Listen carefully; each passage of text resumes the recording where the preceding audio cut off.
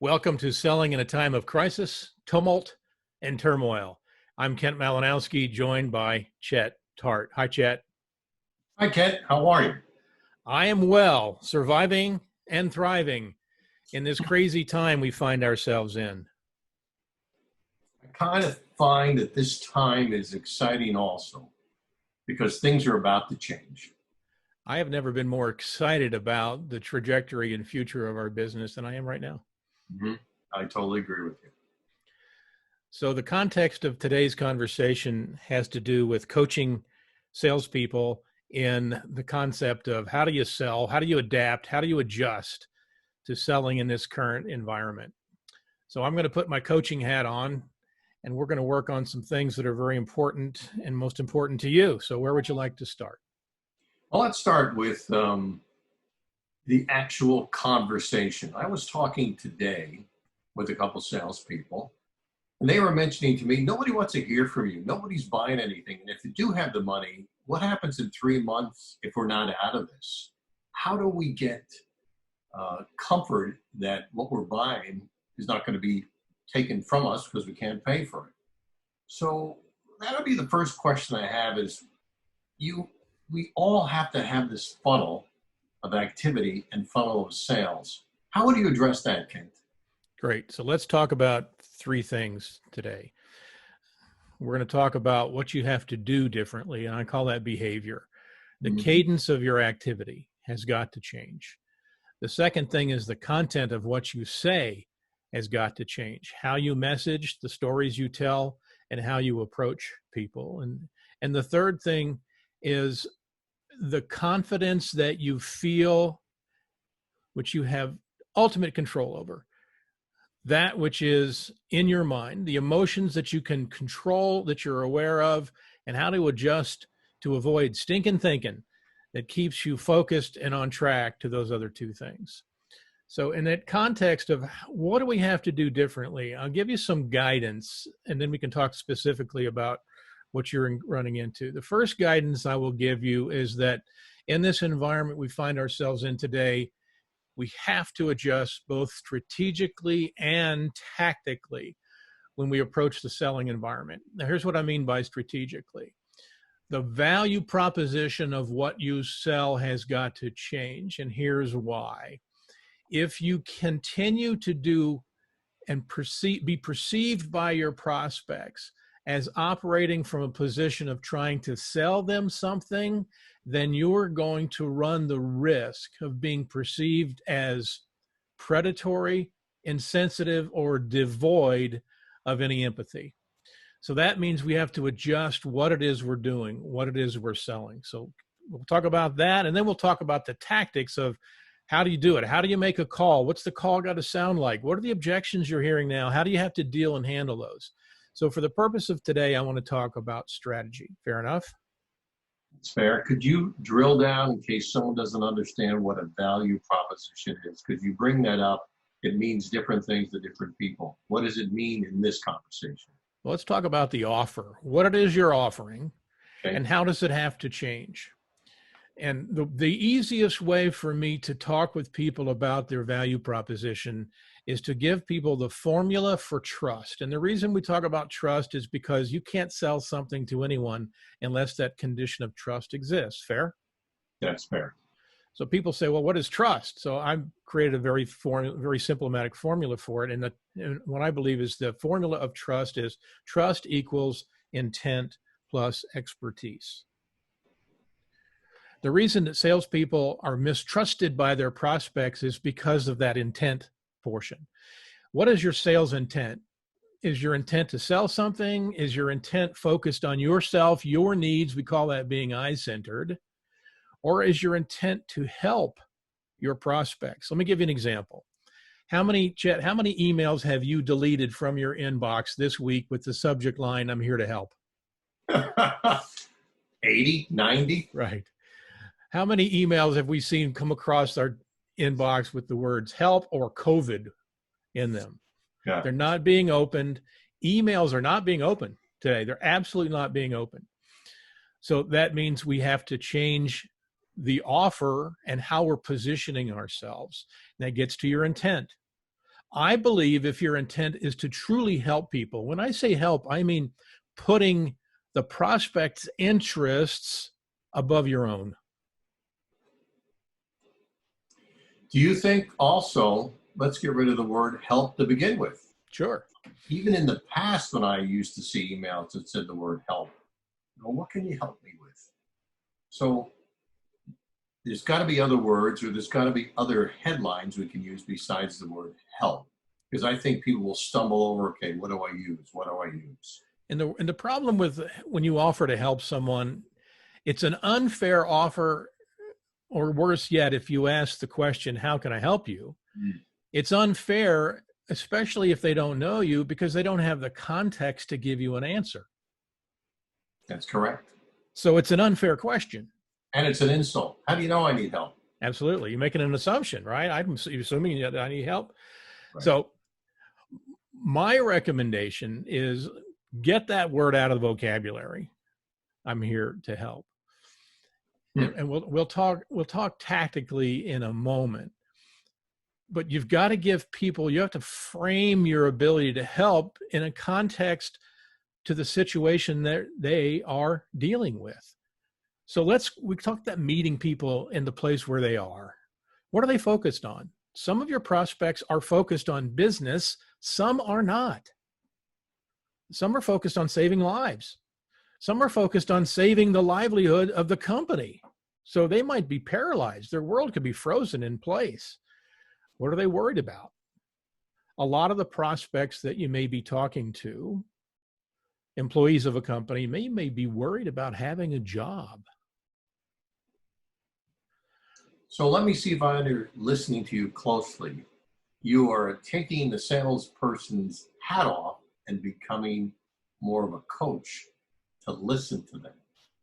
That's what I'm hearing. Well, I love that. Some call it a coach, some call it a trusted advisor. But a trusted advisor has got to be able to listen their way into a conversation. And talking about how do you broach a conversation? How do you make a cold call? What is your tonality? How does that empathy come across? All those are tactical things, which we'll talk about in the next video.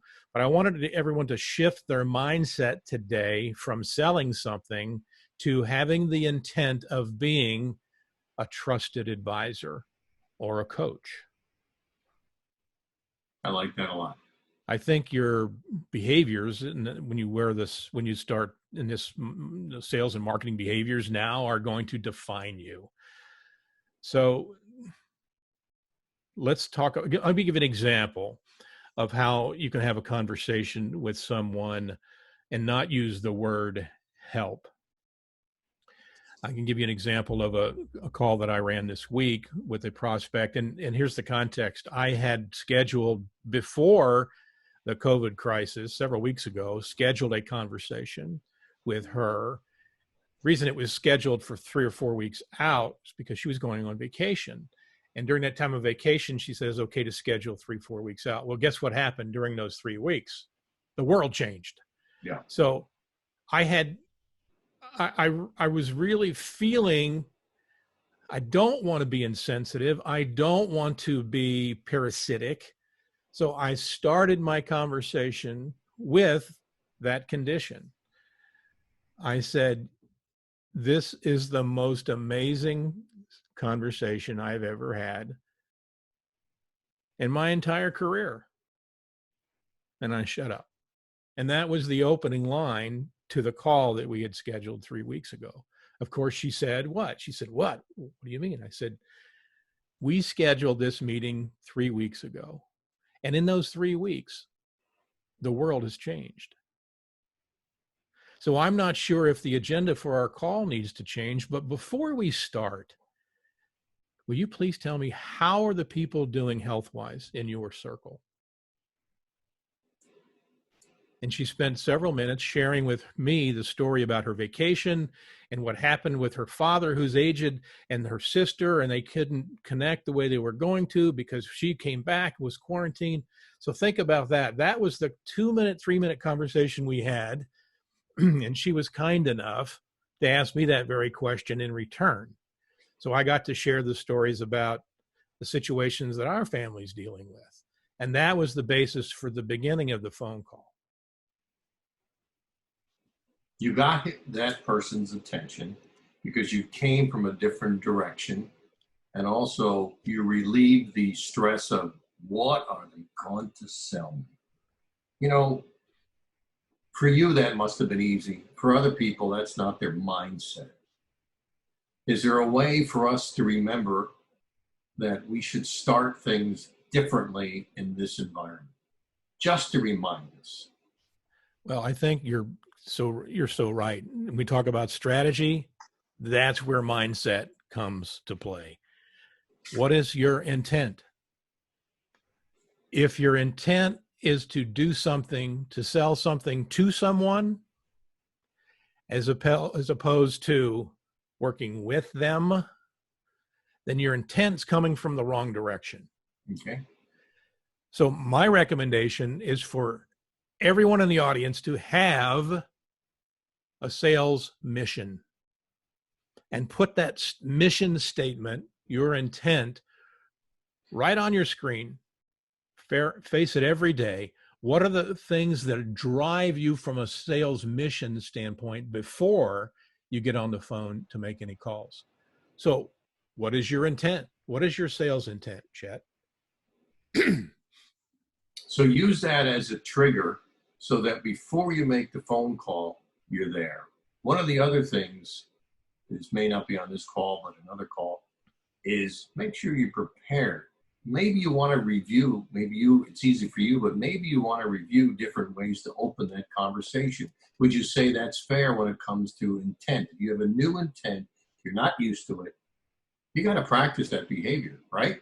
Absolutely. And jot down a few bullet points that relate to intent and how you're going to start the call. Great. I just got off a coaching call about 25 minutes ago. And the salesperson who I've been coaching for a long time said to me, I don't want to be insensitive, but it's been 4 weeks. I got to get back to work. And I said, well, what is your greatest fear? And he says, the greatest fear is that when I connect with someone that I don't have a relationship with, and it's a cold call situation, my greatest fear is I'm going to be perceived as being predatory or parasitic.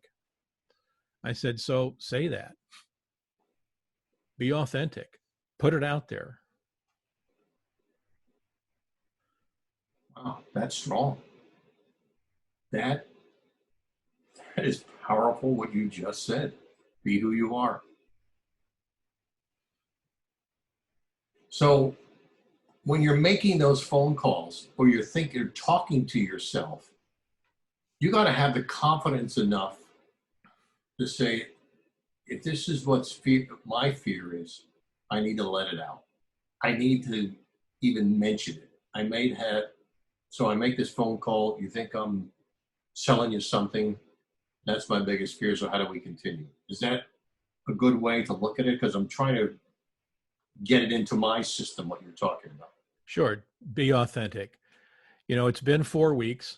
I said, just say it to a prospect the way you said it to me. It's been 4 weeks. I feel guilty because I'm not working. I'm not doing my job, but yet the company's been gracious enough to continue to pay me.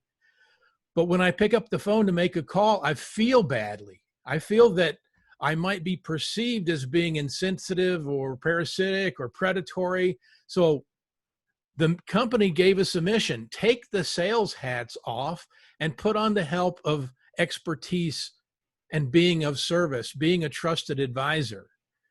The problem is, I don't know if you're in the mode where you really need some help from us, or if you're so locked down and in survival mode, maybe you and I shouldn't be talking now.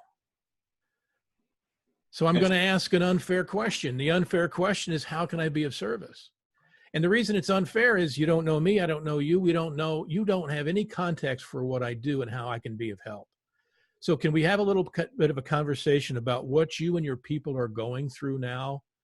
And at the end of a conversation, we'll know whether or not you'll have the context to know whether or not the help that we can provide, and by the way, we've taken the sales hat off and we're doing it all for free, if that help is something that you really need or not. And if not, then you can direct me to someone who perhaps might need this kind of help.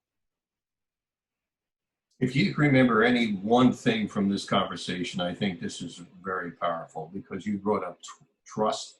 And one of the ways of trust is connection. And you can really connect by caring, listening, and engaging in their issues. Wow, that's powerful, Ken. Unbelievable. So that's strategy. On our next video, we're going to talk tactics. Thank you.